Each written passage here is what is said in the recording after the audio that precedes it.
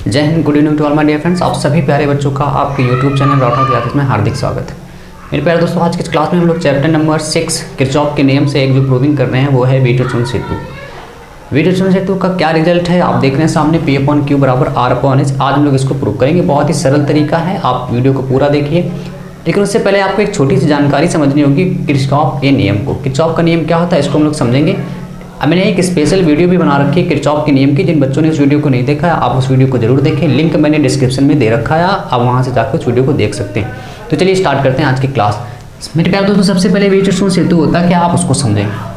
वीटोचुन सेतु मेरे प्यारे दोस्तों एक ऐसी युक्ति है जिसकी सहायता से हम लोग एक अननोन रेजिस्टेंस यानी कि जिसको अज्ञात प्रतिरोध कहते हैं उसकी वैल्यू को फाइंड आउट कर सकते हैं। सबसे सीधा काम है ये वीटोचुन सेतु का। और इसमें 4 प्रतिरोध होते हैं जिनको हम लोग समांतर चतुर्भुज के रूप में लगा देते हैं। जैसे मैं आपसे अगर कहूँ यहाँ पर हम लोगों ने एक ये रेजिस्टेंस लगाया, एक ये रेजिस्टेंस लगा दिया और एक ये रेजिस्टेंस लगा दिया। आप देख रहे हैं 4 रेजिस्टेंस यानी कि 4 प्रतिरोध मैंने समांतर क्रम में लगा दिए, समांतर चतुर्भुज के रूप में लगा दिए और एक उनको बैटरी से जोड़ दिया। अब क्या किया जाएगा कि बीच में आप एक धारामापी युक्ति लगा दी।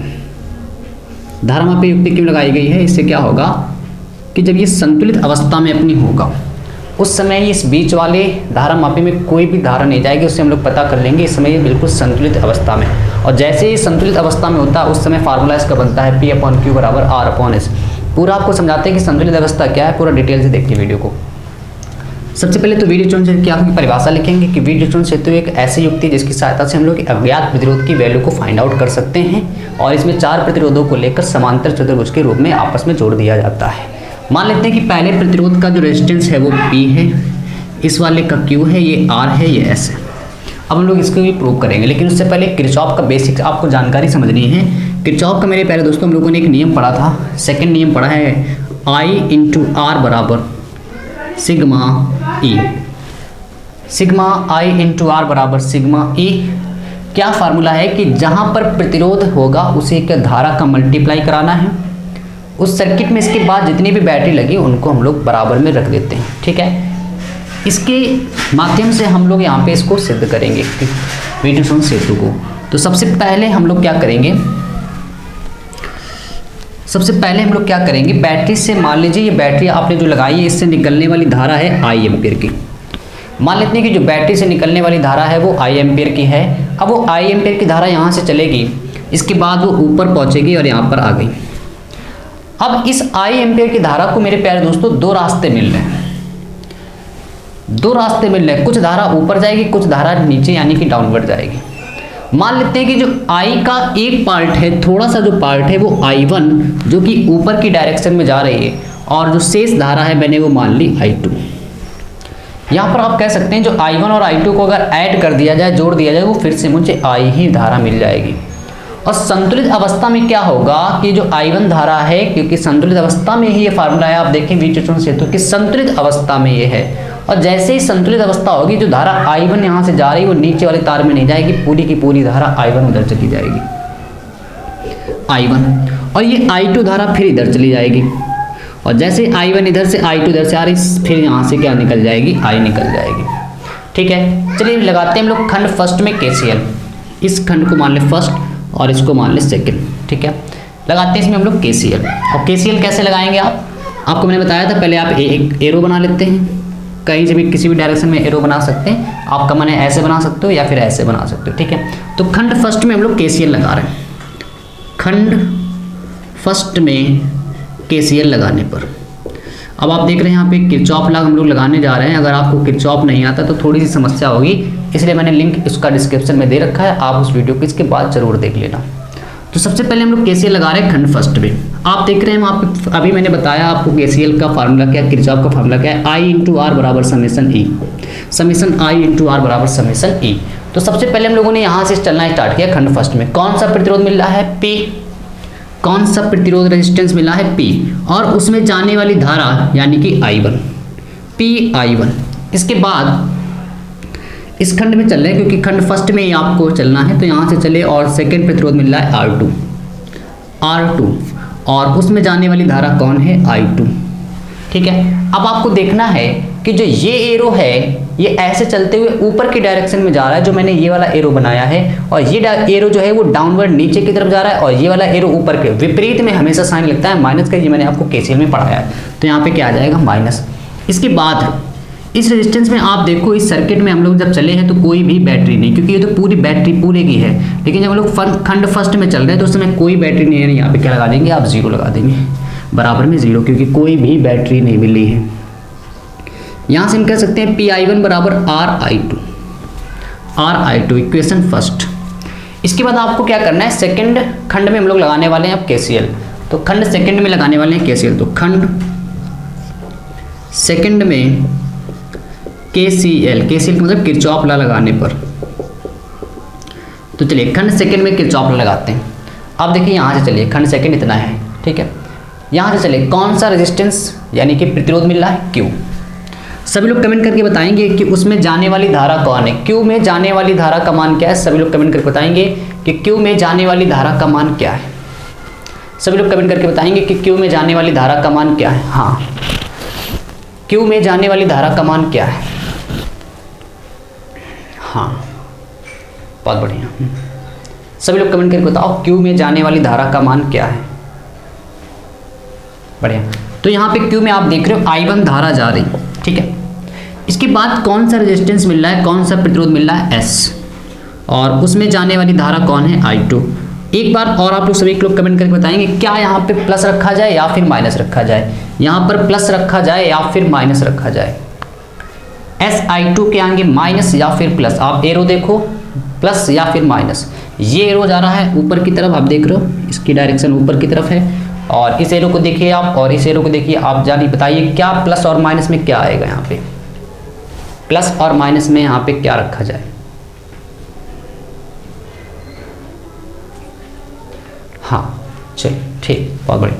देखिए ये एरो जो है सेकंड सर्किट में अगर देखा जाए तो इस तरह चलेगा ऐसे, क्योंकि इसकी डायरेक्शन ऐसे जाएगा, फिर इधर से घूमता हुआ इसी परिपथ में ऐसे घूमेगा, यानी कि घड़ी की इस डायरेक्शन में चल रहा है ऐसे। और ये वाला एरो देखो आप, तो इस तरह घूम रहा है, यानी कि विपरीत डायरेक्शन में एक दूसरे घूम रहे हैं, क्योंकि ये इस तरह घूम रहा है घड़ी की विपरीत दिशा में, और ये घड़ी की दिशा में घूम रहा है। तो दोनों की अगर डायरेक्शन देखें तो उल्टी पड़ रही, तो क्या लगा देंगे माइनस। और कोई भी यहाँ पर बैटरी नहीं मिली है, तो इसका मतलब आप सभी लोग बताओगे कि बराबर में क्या रखा जाए अगर कोई भी बैटरी नहीं मिली। सभी लोग कमेंट करके बताओ बराबर में क्या रखा जाए।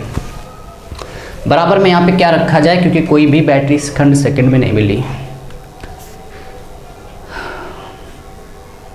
हाँ, कोई भी बैटरी नहीं, तो इसका मतलब है बिल्कुल जीरो रखा जाएगा वहाँ पे, तो यहाँ पे जीरो रख दिया। इसके बाद उसको उठा के उधर करेंगे, तो QI1 बराबर SI2 इक्वेशन सेकेंड। अब आपको क्या करना है मेरे प्यारे दोस्तों, अगर ध्यान से देखें आप, तो P के डिवाइड में लिखा है Q, तो हम लोग क्या करेंगे, इक्वेशन फर्स्ट में समीकरण एक में डिवाइड कर देंगे समीकरण सेकंड का। और जैसे आप डिवाइड करोगे देखो क्या लिखा है, Pi1 बराबर RI2। इसमें हम लोग डिवाइड कर रहे हैं इक्वेशन सेकंड से, QI1 बराबर SI2, I2 से I2, I1 से I1। तो मेरे प्यारे दोस्तों देखिए ऊपर से क्या बचा है P, और यहाँ से क्या बचा Q बराबर R/S। और यही मुझे रिजल्ट प्रूव करना था। तो सबसे आसान तरीका है ये, आप देख रहे हैं किरचॉफ को कितनी आसानी से आप किरचॉफ के नियम से आप वीज सेतु को बिल्कुल ही सरलतापूर्वक प्रूव कर सकते हैं। फिर से एक बार मैं आपको समझा देता हूँ। सबसे पहले हम लोगों ने रेजिस्टेंस लिए थे, बैटरी से निकलने वाली धारा I, अब वो दो भागों में बट रही, क्योंकि यहाँ से दो तार हो रहे हैं, एक ऊपर जा रहा है एक नीचे। तो I से मैंने मान लिया ऊपर जा रही धारा I1। आप यहाँ पे I माइनस I1 भी कर सकते हैं, लेकिन मैंने मान लिया वो I2 है, ठीक है। अब ये I1 धारा पूरी उसी में जाएगी, यहाँ से नीचे नहीं आएगी। क्यों नीचे नहीं आएगी, क्योंकि संतुलित की अवस्था में नीचे कोई भी धारा नहीं जाएगी। यहाँ से I2 धारा सेम चली जाएगी। इसके बाद क्या किया, किरचॉफ यूज़ किया गया है, किरचॉफ का नियम। P प्रतिरोध में कौन सी धारा जा रही है, Pi1। इसके बाद सेकंड में हमने फर्स्ट में देखा कि वहाँ पे कौन सा रेजिस्टेंस मिला, R मिला, और उसमें जाने वाली धारा का मान I2। क्योंकि ये वाला एरो ऊपर की तरफ जा रहा है, ये एरो नीचे की तरफ जा रहा है, डायरेक्शन अपोजिट होने पर बीच में लगाया गया माइनस। और जीरो क्यों लगाया गया कि इस खंड में देखो, केवल इस खंड में, फर्स्ट में ऐसे चलो, कहीं पर भी कोई बैटरी नहीं, तो बराबर में जीरो। और सेम काम हम लोगों ने इस खंड सेकंड में किया है, जैसे किया है उसको माइनस वाले को उधर भेज देना है, डिवाइड कर देना है, और रिजल्ट हमारा आ जाएगा। तो ये है किरचॉफ का पूरा प्रूफ। अब मेरे प्यारे दोस्तों इसका हम लोग एक सवाल भी ले रहे हैं कि किरचॉफ का सवाल कैसे आ सकता है पेपर में, जब ध्यान से देखें उसको। स्क्रीनशॉट ले लो, फिर इसके आगे बढ़ते हैं।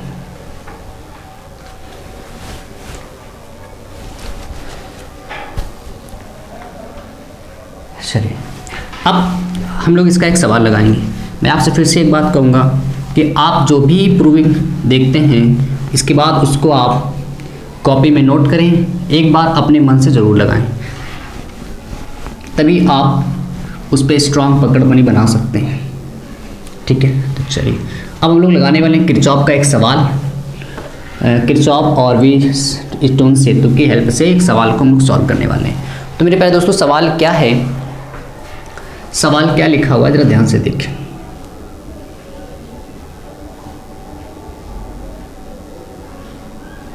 बहुत बेहतरीन सवाल है, 2016 में आया हुआ है ये सवाल।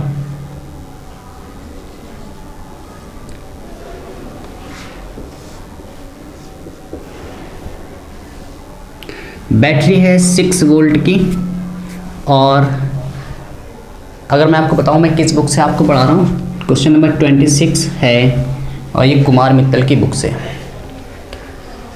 ये रेजिस्टेंस है 15 ओम का, ये है R, और ये वाला रेजिस्टेंस है 6 का, और ये है 30 ओम। अब आपसे सवाल में क्या कहा गया है इसको ज़रा ध्यान से सुन लें। और ये लगा है धारामापी यंत्र। ठीक है जी, अब आपको सवाल में क्या बताना है, कह रहे हैं एक अगर ये संतुलित अवस्था में एक व्हीटस्टोन सेतु है, आपको सवाल में खुद बताया गया कि ये व्हीटस्टोन सेतु है, तो इस समय बताओ R की वैल्यू क्या है, इस R का मान क्या है, और इसमें जाने वाली धारा, उसी में जाने वाली, करें इस R का मान बताओ और इसमें कितनी धारा फ्लो हो रही उसका मान भी बताओ। तो मेरे प्यारे दोस्तों अगर आपको ये बताया गया कि ये संतुलित व्हीटस्टोन सेतु है, तो आपको खुद सवाल में बताया जा रहा है, अगर आप ध्यान से पढ़ेंगे उसमें तो लिखा है कि ये संतुलित व्हीटस्टोन सेतु है, तो आपको यहाँ पे बताना है कि इस R का मान फिर क्या है। तो यानी कि संतुलित व्हीटस्टोन सेतु, इसका मतलब आप जानते हैं कि संतुलित व्हीटस्टोन सेतु का फार्मूला मेरे प्यारे दोस्तों अभी मैंने आपको बताया है। इसका सॉल्यूशन देखिए, हल देखिए, क्योंकि लिखोगे आप यह एक संतुलित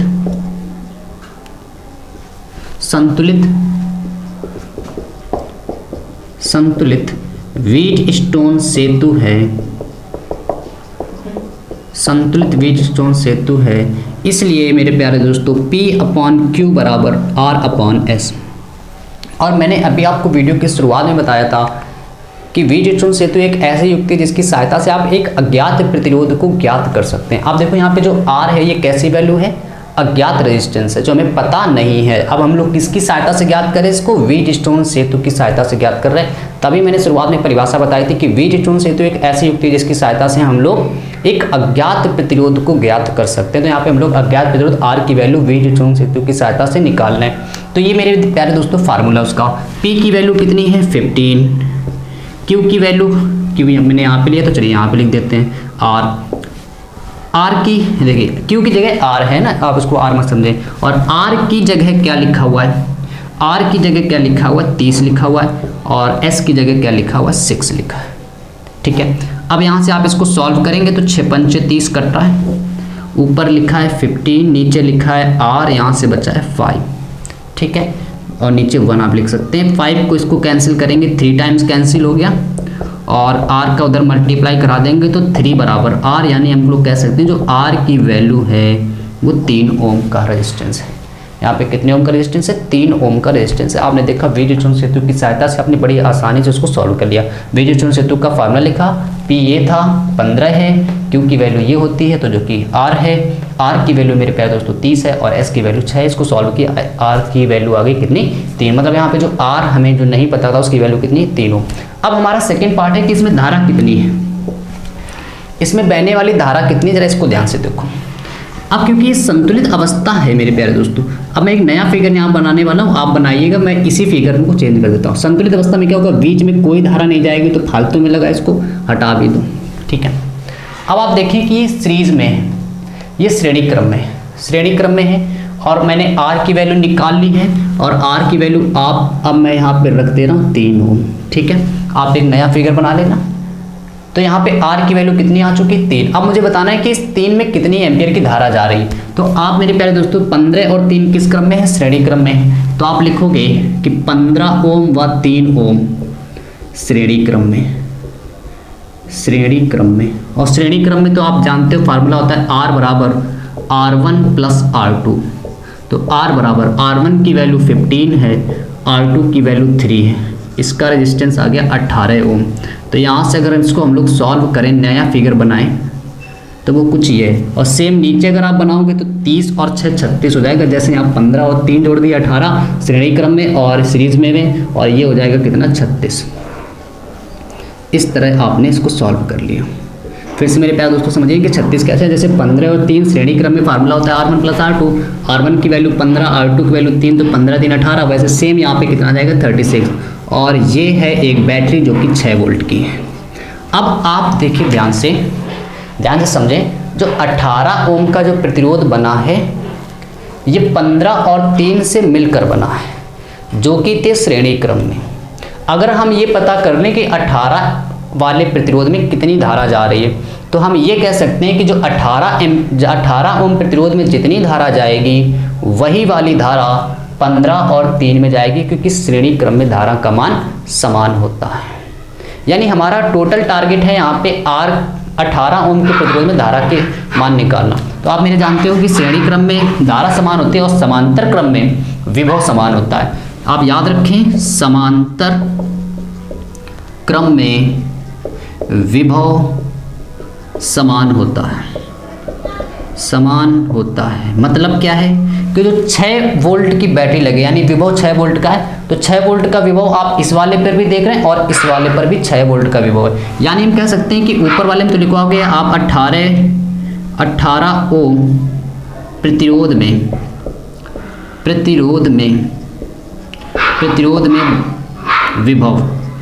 विभव है वहाँ पर 6 वोल्ट का। अब तो V बराबर आप जानते हो मेरे प्यारे दोस्तों IR होता है। तो V की वैल्यू वहाँ पर कितनी 6 है। आप कहोगे 6 वोल्ट का पूरा रेजिस्टेंस इस पर गया, इस पर कितना, इस पर भी 6 है, क्योंकि समांतर क्रम में विभव समान होता है।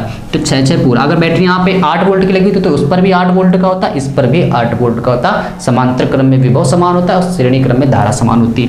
तो V की वैल्यू वहाँ पे कितनी 6, I मुझे बताना है, R की वैल्यू उस पर कितनी है 18। तो आप 18 नीचे ले आएंगे तो यहाँ से आ जाएगा 6/18 बराबर I। तो 6 कम 6 6 18। ये जो I है आप देख रहे हो वो किस पर धारा है, 18 ओम वाले में धारा है। और 18 जो बना है वो 15 और 3 से मिलकर बना था, जो कि दोनों थे श्रेणी क्रम में। और अगर 18 ओम में धारा 1/3 की है, इसका मतलब है 3 ओम में भी धारा 1/3 की है, क्योंकि श्रेणी क्रम में धारा समान रहती है। तो आपका फाइनल आंसर हो गया कि 3 ओम प्रतिरोध में, चलिए मैं यहाँ लिख दे रहा हूँ, 3 ओम प्रतिरोध में धारा I का जो मान है वो आ रहा है 1/3 एम्पियर। 1/3 एम्पियर, यही हमारा क्वेश्चन था। ये सॉल्व हो गया है। तो उम्मीद कर रहा हूँ कि आप लोगों को पूरी तरह समझ में आ गया होगा। जिन बच्चों को कम समझ आए वो किरचॉफ की वीडियो को पहले देखें, इसके बाद आप इस वीडियो को देखें और इस न्यूमेरिकल को आप सॉल्व कर लें। मिलते हैं हम लोग नेक्स्ट प्रूविंग में। जय हिंद, गुड नाइट।